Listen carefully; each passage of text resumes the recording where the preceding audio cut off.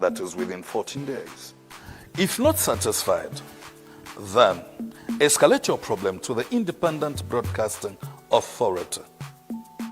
We're at Mass Media Complex, Ali King Carter Road, PO Box 32475, Lusaka, or call us on +260 211 250589 or visit our website at www.iba.org.zm. IBA, promoting ethical and professional broadcasting.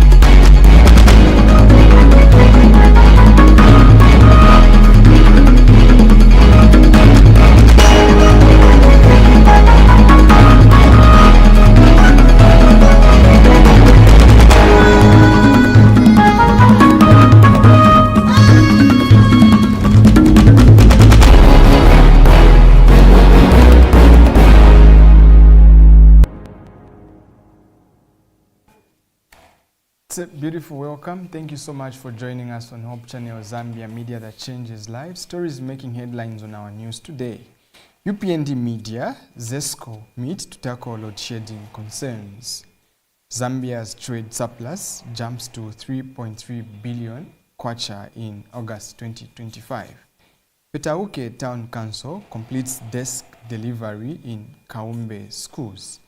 And Women Ministries celebrate 30 years with charity outreach. Much more stories are coming up shortly. Mwami College of Health Sciences is inviting applications for the January 2026 intake. We are offering pre-service diploma programs in registered nursing, public health nursing, and direct entry midwifery, and in service diplomas in enrolled to registered nursing and registered nurse midwifery. To qualify, pre-service candidates must be 16 years or older, with a grade 12 certificate and at least 5 credits, including mathematics, English, and a science subject. In service, candidates must hold a professional nursing qualification, a valid practicing license, and academic qualifications. Applications are online only at www.mwamiconm.edu.zm. Before applying, prepare scanned and certified copies of your NRC, grade 12 certificate, and a bank deposit slip for $150 non-refundable fee, payable to Mwami College of Nursing, Access Bank, Chipata, account number 008040154216. The deadline for receiving applications is on the 10th of October 2025. For more information, call or WhatsApp 0975 303 331 during working hours or email registrar.mwami@marcos.com.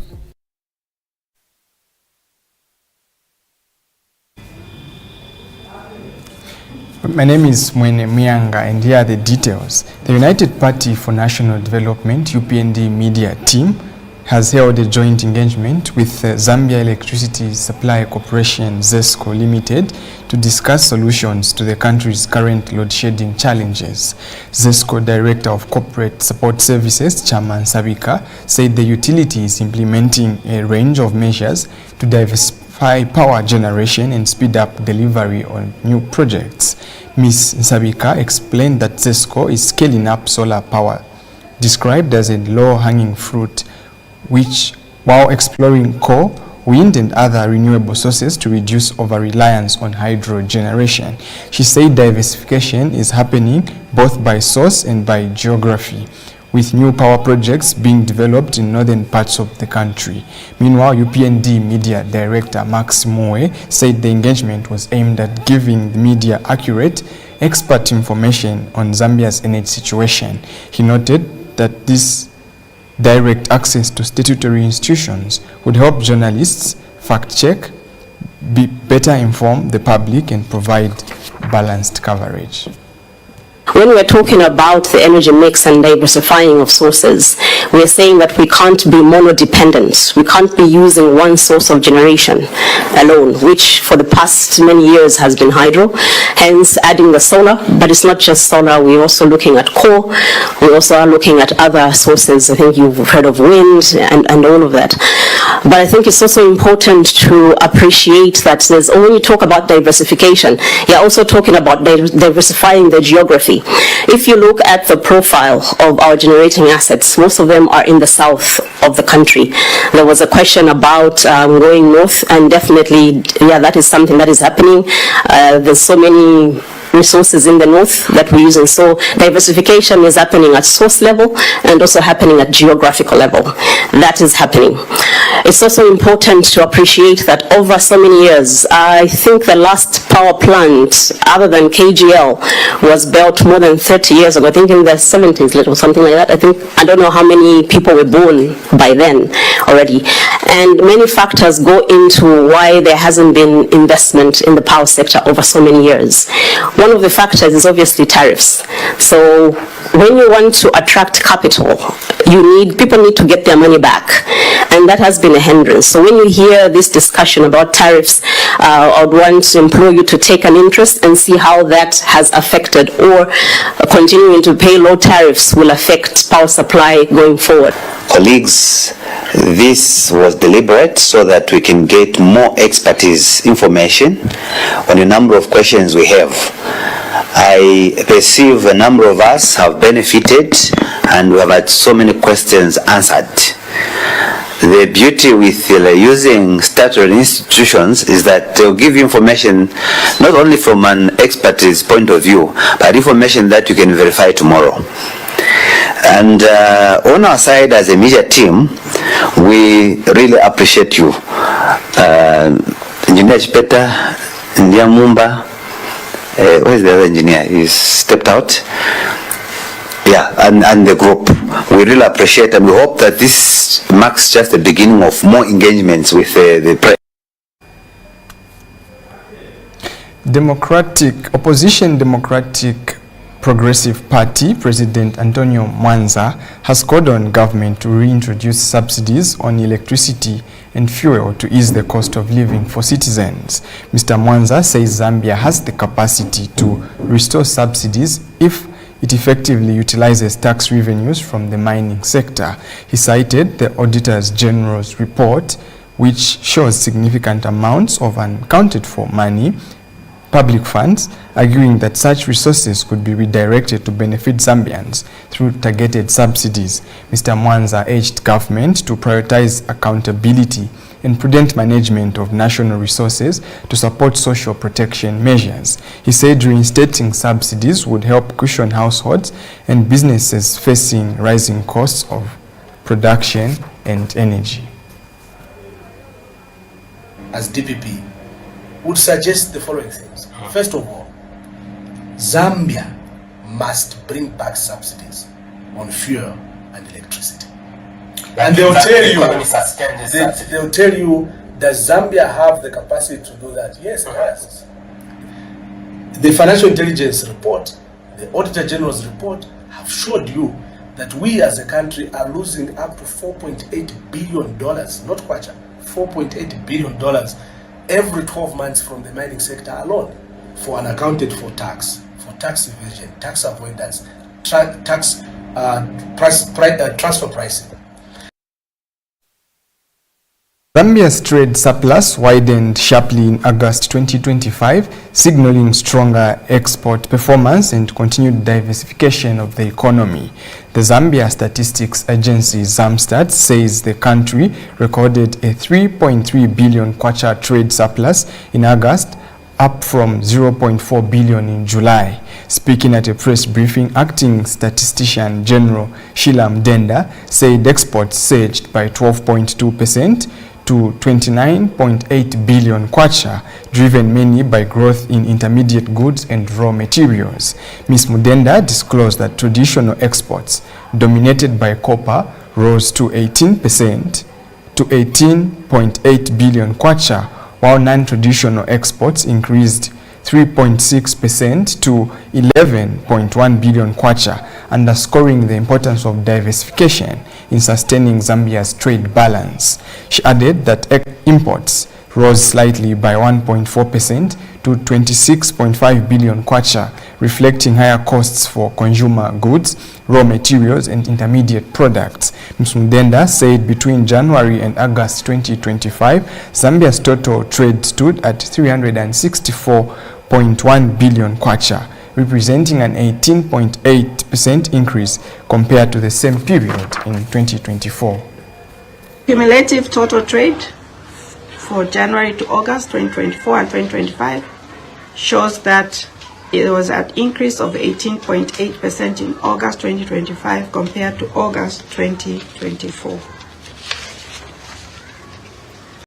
Trade balance, we report a trade balance of 3.3 billion kwacha, which was posted in August 2025, with exports increasing by 12.2% on account of increases in the intermediate goods at 15.1% and raw materials at 46.2%. And the imports increased by 1.4% on account of increases in the consumer goods at 7.9%, the raw materials at 19.9%, and intermediate goods at 0.6%. Vice President Mutale Nalumango says Zambia's future depends on embracing environmental, social, and governance principles to build a green, prosperous, and equitable nation. Speaking when she officiated at the Zambia National ESG and Sustainability Summit, ZINES 2025, in a speech read on her behalf by Minister of Green Economy and Environment, Honorable Mike Mposha, Ms. Nalumango says climate change, inequality and poor governance are no longer distant challenges, but tangible realities affecting Zambians. Mrs. Nalumango stressed that transparency, accountability, and the fight against corruption are non-negotiable, adding that strong institutions are key to attracting investment and ensuring national stability. She praised President Hakainde Hichilema's vision of inclusive and sustainable growth, noting that young people and women must be at the center of development. The Vice President also urged the responsible management of Zambia's natural resources, calling for investment in renewable energy, sustainable mining and biodiversity protection to safeguard future generations. And I'm also happy to announce that Zambia is one of the 11 beneficiary countries of the regional program on responsible business conduct in Africa, which amounts to 30 million euros and that the EU is now preparing. It will focus on policy and regulatory environment aligned with internationally agreed standards. It will offer capacity building to companies to identify, to address and to mitigate potential environmental and human rights impacts of their operations. It will also include frameworks for remediation mechanisms, allowing effective access to remedy to victims of business-related abuse. Dear participants, let me conclude by saying that Africa's and Zambia's potential for growth are enormous. Economic growth must not be at the expense of human rights and of environment, but it can and rather must support them. And I trust that we can build on the momentum that we have in Europe, in Africa, and in Zambia to find practical solutions and inclusive solutions which guarantee equality, justice, inclusion, prosperity, and dignity for all. This marks a pivotal moment in our nation's journey towards a truly sustainable and prosperous future. Distinguished ladies and gentlemen, the global landscape is rapidly evolving. The issues of climate change, the imperative for social equity, and the demand for robust governance are no longer abstract concepts. They are tangible realities that directly impact our economies, our communities, and our very own way of life. Environmental, social, and governance, or ESG, principles are no longer just a trend, they are the bedrock upon which resilient and thriving societies are built. This summit, therefore, is not just timely, it is essential. It provides a crucial platform for us all to collectively deliberate, innovate, and forge partnerships that will translate our national aspirations into concrete actions. You're watching the main news. Just now we have a short set of commercials. We'll be right back.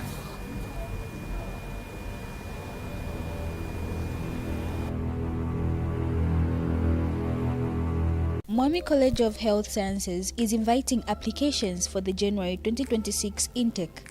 We are offering pre-service diploma programs in registered nursing, public health nursing, and direct entry midwifery, and in service diplomas in enrolled to registered nursing and registered nurse midwifery. To qualify, pre-service candidates must be 16 years or older, with a grade 12 certificate and at least 5 credits, including mathematics, English, and a science subject. In service, candidates must hold a professional nursing qualification, a valid practicing license, and academic qualifications. Applications are online only at www.mwamiconm.edu.zm. Before applying, prepare scanned and certified copies of your NRC, grade 12 certificate, and a bank deposit slip for $150 non-refundable fee, payable to Mwami College of Nursing, Access Bank, Chipata, account number 00804015420016. The deadline for receiving applications is on the 10th of October 2025. For more information, call or WhatsApp 0975 303 331 during working hours or email registrar.mwami@marcos.com.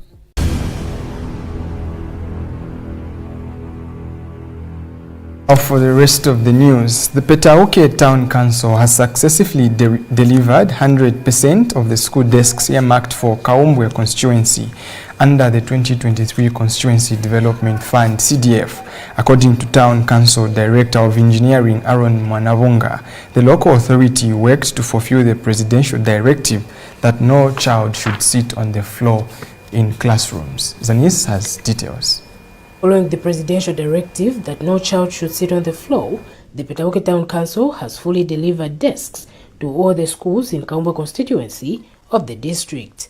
Aaron Mwanavunga is Petauke Town Council Director Engineering. For Kaumbwe constituency, we can proudly inform the public that all the schools have been provided with desks. The constituency provided funding under the 2023 allocation to provide desks for all the schools. As for Petauke Central, the constituency is quite vast and the schools are many, but provision has been made from 2022, 2023 and 2024. Mr. Mwanavunga further indicated that the local authority has plans to procure more desks under the 2025 CDF allocation. The provision of desks is on course. Aside from embedding the provision of desks in the new contracts that are being awarded for construction of classroom blocks, there's funds that have been set aside specifically for provision of desks.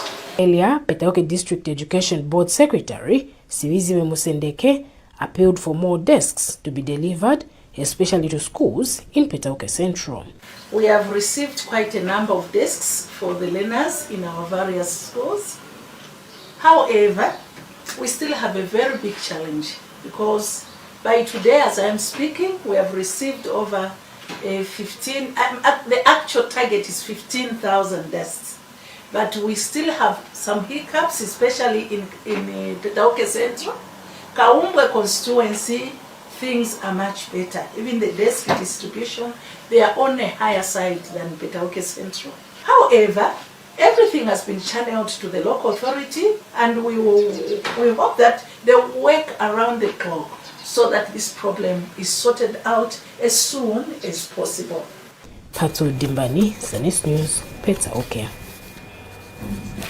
Government has moved in to stabilize water supply in Kabompo by funding the replacement of a critical section of the district's main pipeline. The Ministry of Water Development and Sanitation has allocated 500,000 kwacha for the intervention, which will see the upgrading of 200 meters of the existing 150 millimeters pipeline to a 200 millimeters diameter pipe. The works being undertaken by the Northwestern Water Supply and Sanitation Company Limited are designed to address frequent bursts that have left thousands of residents without water for extended periods. Government data shows that Kabompo has been losing an estimated of 174,000 liters of treated water every month, with an average of 15 hours of downtime monthly, affecting more than 34,500 residents.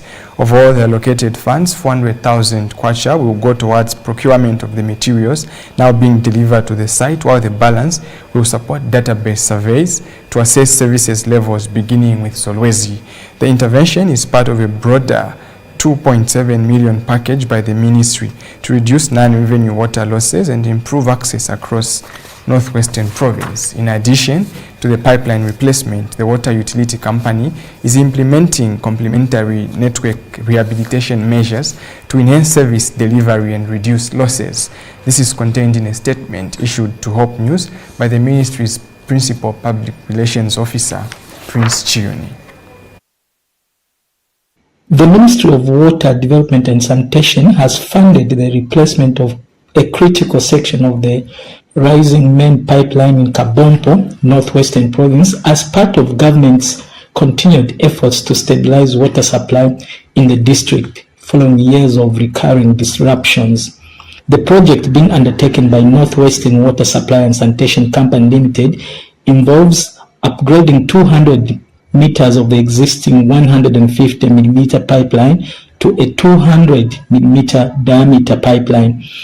This pipeline, which links the Kabompo water treatment plant to the distribution center, has been prone to frequent bursts, leaving residents without water for extended periods.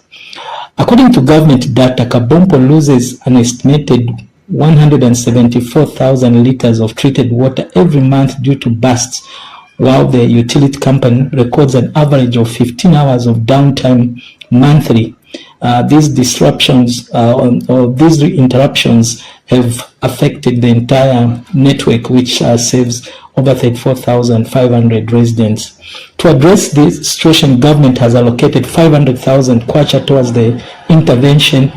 Of this, 400,000 has been earmarked for the procurement of materials, which are already being delivered to site, while the balance will support database surveys to assess service levels beginning with Solwezi. Phase 1 works in Kabompo will commence immediately. This intervention is part of the broader 2.7 million package provided by the ministry to support non-revenue water reduction initiatives across Northwestern Province. In addition, Northwestern Water Supply and Sanitation Company is implementing complementary network rehabilitation measures aimed at reducing losses and enhancing water access for communities.